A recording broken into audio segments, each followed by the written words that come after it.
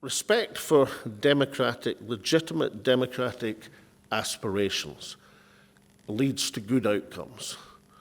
Disrespecting it in one way or another, and often surprisingly, can lead to bad outcomes for everyone.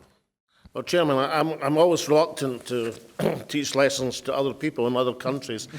And can I just say to the President here that if I say anything wrong, then I will not be buying lunch for lots of people. I'm Scottish after all, we don't do these sort of things. The process is quite interesting. There were many successful things about the process of trying to reclaim Scottish independence. There was no violence. I mean, Scotland is not unique in the world, but it's unusual in that the process of self-determination in the modern era in Scotland, in the democratic era, has been achieved without a single person losing their life. In fact, nobody's had so much as a nosebleed.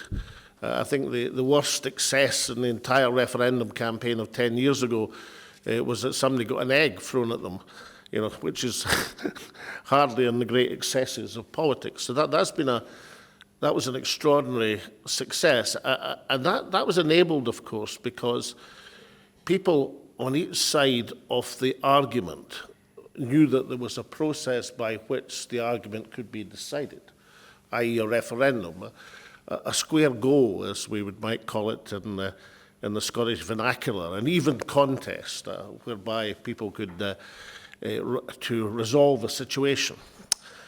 Now, that's a successful thing, and of course it's not just one side. I mean, that has to be agreed by both sides. There's no point having a one-sided agreement. That wouldn't achieve anything. And I suppose the Edinburgh Agreement I signed with David Cameron in 2012, David Cameron being the United Kingdom Prime Minister and the lead unionist, is an example of an agreement whereby two opposing sides, came to a decision to hold a referendum and agreed to abide by the outcome. So all that's successful. There hasn't been violence since the referendum, but of course there have been very negative consequences. I mean, negative consequences because of the result. I mean, negative consequences for Scotland in that, as you rightly say, Scotland, because it's not independent, despite the fact that every single area and district of Scotland voted to remain in the European Union, every single one, all 32 districts, was taken out of the European Union because of the predominance of the votes in England against.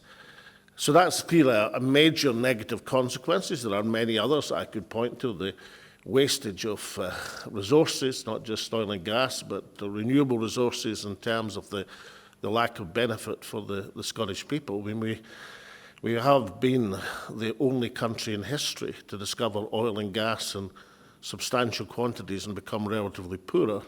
And we seem like we're well on the road to becoming the country which produces 10 times its electricity requirements and yet has a substantial percentage of its old people who freeze in the winter. And that sort of fuel poverty among energy plenty is a dreadful situation.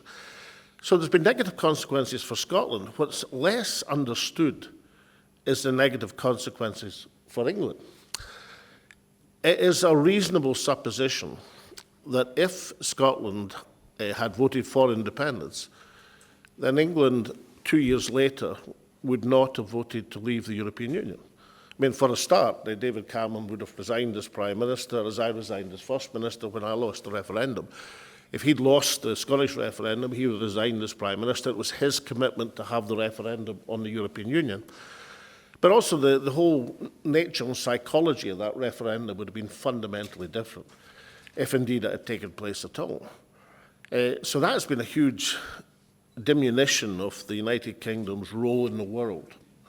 And of course, if you look at the UK political scene now, the two major parties of state, the parties which have ruled the United Kingdom for the last 100 years, in the case of the Conservative Party for much longer than that, are both in huge disarray. I mean, the Labour Party has just won an enormous election victory and 2-3 months later is flat on its back. You know, seems unable to govern.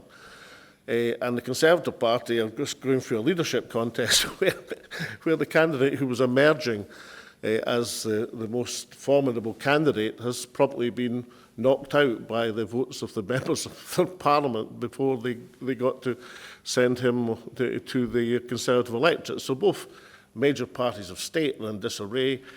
The economy is in serious trouble. The social life of England has huge tensions. There's a rise of a populist right-wing party which threatens the political establishment.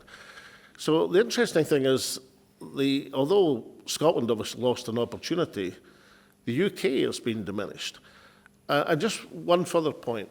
Although, in referendum, you must expect outside influences of some kind or another.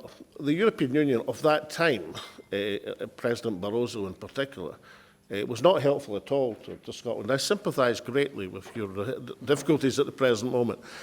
I think it's fair to say that President Juncker, his successor, would have taken a different stance because he was a Prime Minister of a small country. But Barroso was not at all helpful. In fact, was secretly combining with the United Kingdom or the UK government. Well, what happened as a result of that is the UK, as one of the major players in the European Union, ended up leaving 18 months later. So in many ways, it was a bad outcome for Europe as a whole. On the subject of what we're talking about, to reconcile differences, you need a legal framework. You need a situation where people are prepared to say that is the treaty or agreement or understanding. You certainly need leadership because usually to get that framework in place requires the leaders of various parties or countries or factions to go beyond their own particular interest and try to understand the interests of the other side. And I do think very strongly you need the cultural bridge release. And Northern Ireland, which we might come to later, would be a very positive example of how cultural understanding has helped promote a peace which seemed so elusive for so long. My general message is respect for legitimate democratic aspirations leads to good outcomes. Disrespecting it in one way or another, and often surprisingly, can lead to bad outcomes for everyone. Thank you. Thank you very much.